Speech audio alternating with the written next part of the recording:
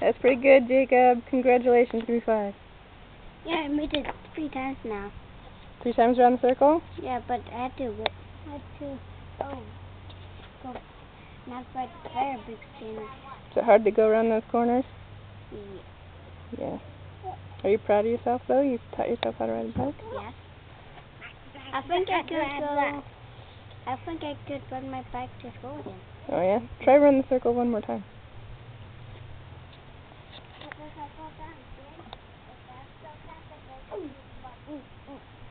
Okay. I get to ride bike too. So is Morgan.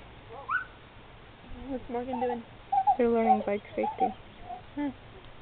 We're not. Stupidest thing ever to teach at school. You got math and science to worry about.